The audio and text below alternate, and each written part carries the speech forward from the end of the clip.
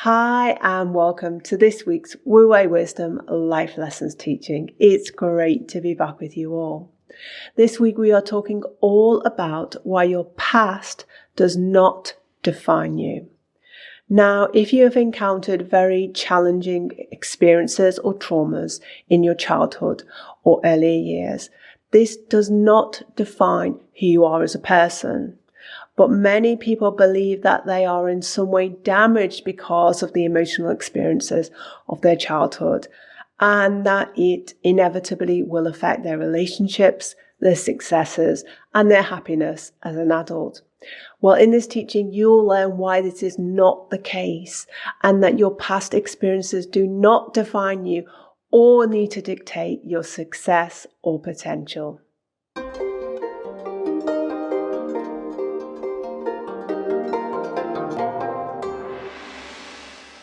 Okay, David, so what are the most common, grievances or complaints or issues that clients come to you with on this particular topic?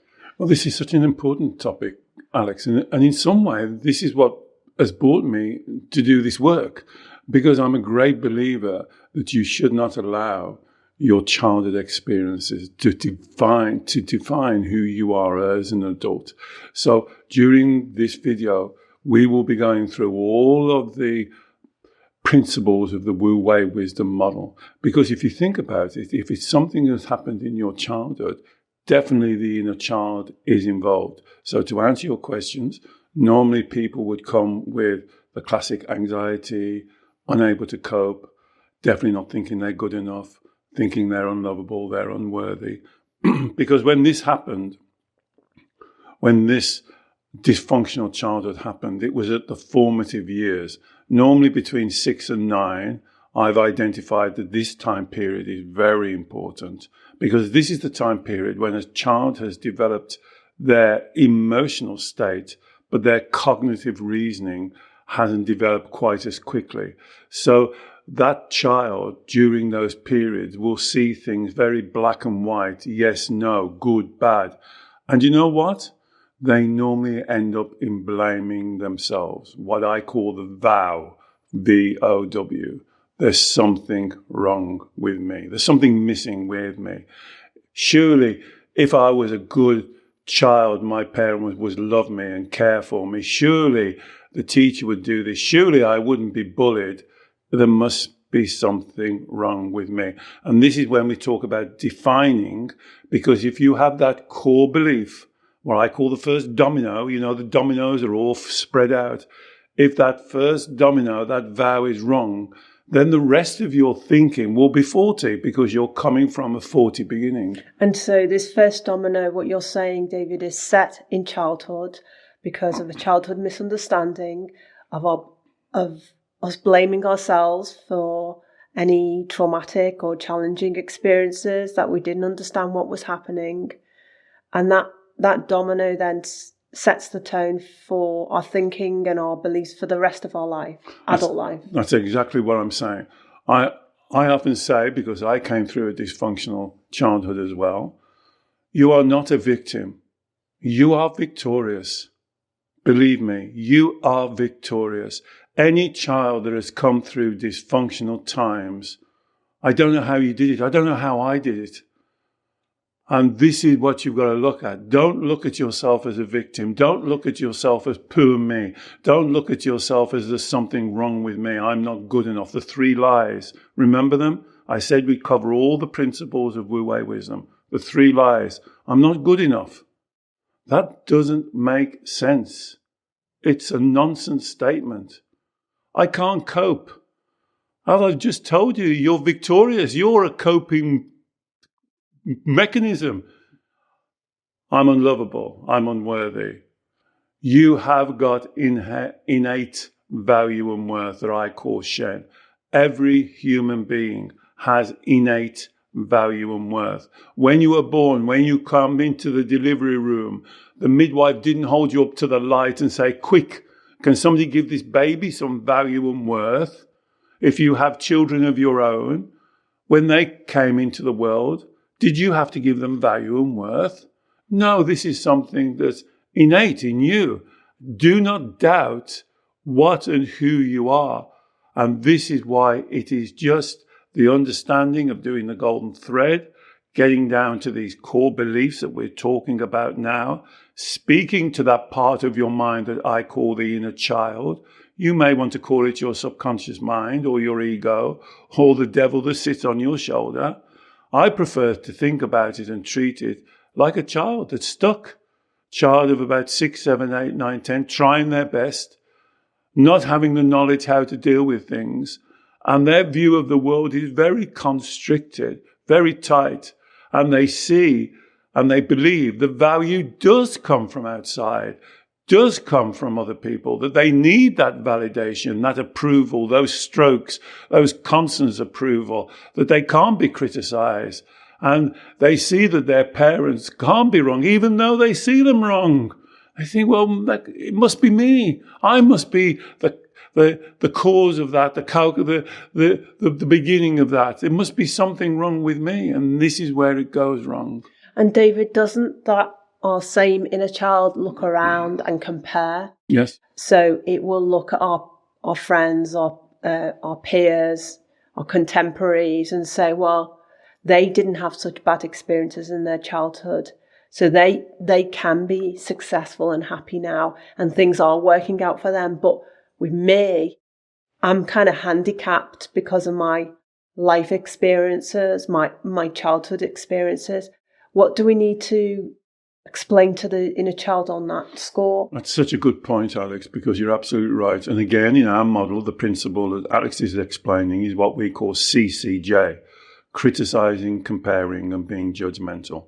And your inner child will dislike immensely being criticized, being compared, and being judgmental. Yet, as Alex just described, the inner child will do it to other people. And this is the problem. Remember what I said? The inner child, that's why I like the term the inner child, is seeing the world through a childlike lens. And they will compare. I did. I can remember. I still remember it now, and I'll share this story with you. What little bit of hair I've got on my head will stand up. My mother didn't want any of my friends coming to our house. I don't think I'd have even invited them anyway. But she didn't want me going to anybody else's house. And this one time, I did go to somebody else without her knowing. And I can still remember walking down the side of the house into the kitchen, and there was my friend's mother making him milk and cookies. I can still remember that experience. That is this what mothers do? When my mother was lying in bed drunk. And these are the kind of experiences that form very early childhood belief system. And that you're right. I could have easily said, well, that's not fair. He's got a leg up in life. He's got a mother that loves him. He's got a mother that supports him. I haven't. Poor me. And that's what you've got to look at. You've got to change that negative thinking. And these are your beliefs. Let me clarify. I am not saying this dysfunctionality didn't happen. I'm saying it did happen. If this applies to you, you were brought up in a dysfunctional household, a dysfunctional childhood. Do not let that define who you are. Do not copy their dysfunctionality. Do not compare and be that same. You are unique. And this is why it's a spiritual message. There is no one in the universe like you. Follow your course. Tread your fresh snow.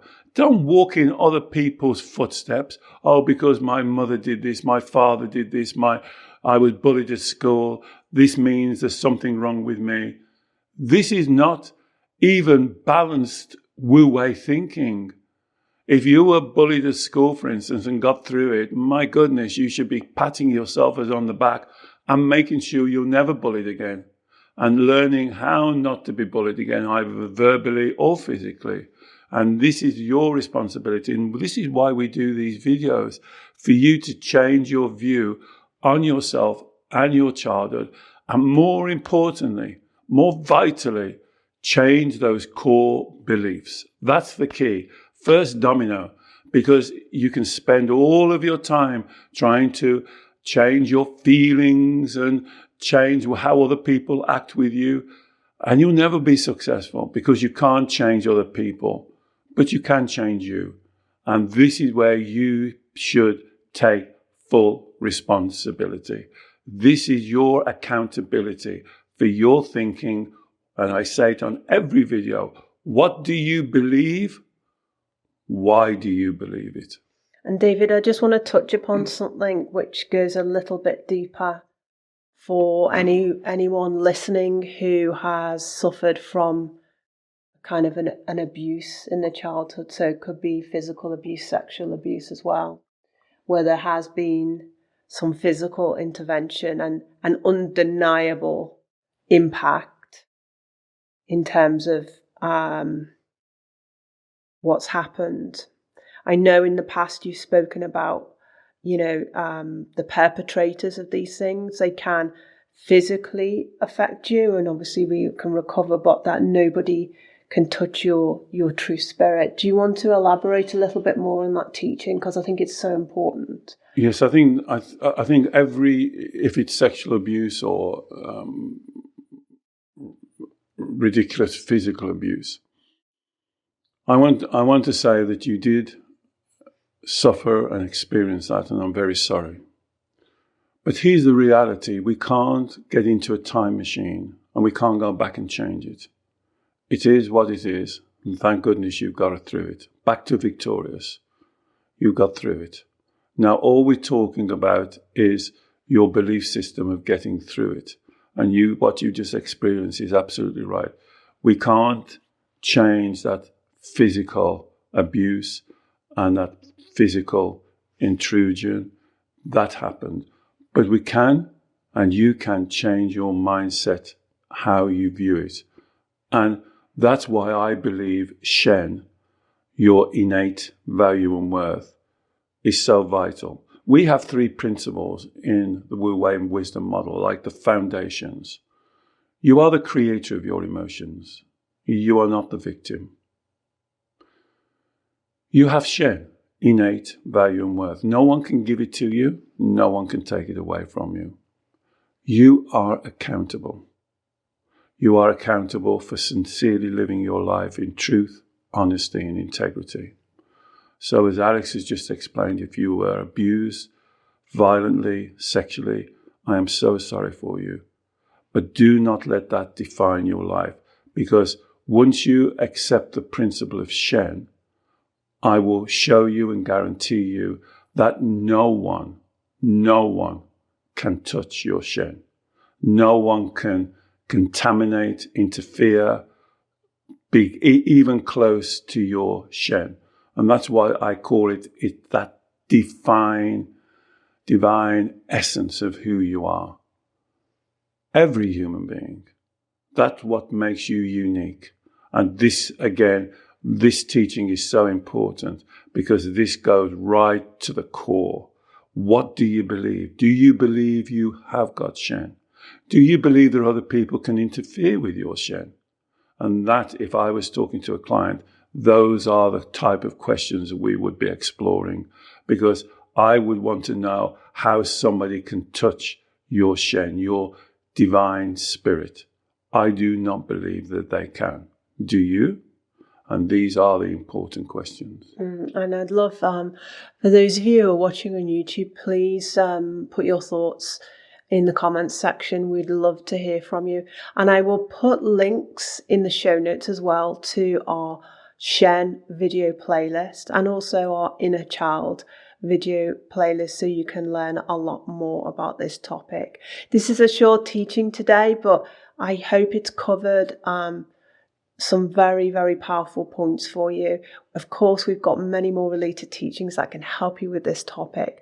And I hope this message has really resonated and helped you. And perhaps if you'd like to, do share it with someone else who you think would also benefit. David works every week with clients all over the world on exactly these sorts of legacy issues from childhood. And if you'd like to learn more about David's one-to-one sessions via Zoom, I will put a link to those in the show notes as well. And finally, please don't forget to subscribe to us on YouTube. We produce new teachings every week, and we would love to share your journey with you. Bye-bye.